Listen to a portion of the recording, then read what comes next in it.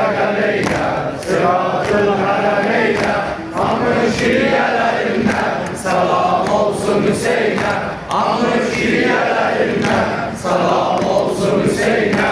Hüseyin sözü zamandır, Hüseyin sırrı kudadır, Hemi derde devadır, Hüseyin babır candır, o yer ki vətən etmiş, adı Kərbəladır, adı Kərbəladır. İmam-ı Səqəleylə, Siracül Harameyna, İmam-ı Sagaleyna, Sırat-ül Harameyna, Amr şiirlerinden selam olsun Hüseyin'e, Amr şiirlerinden selam olsun Hüseyin'e.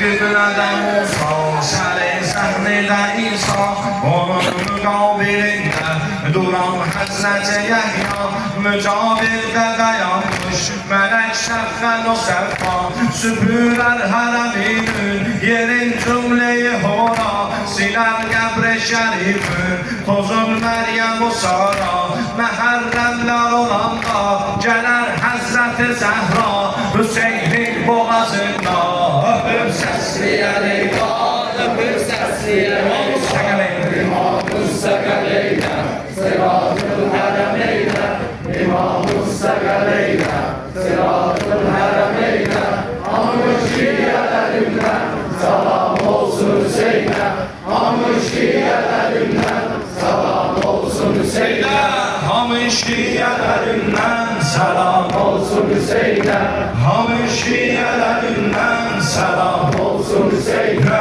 Əbədi vallah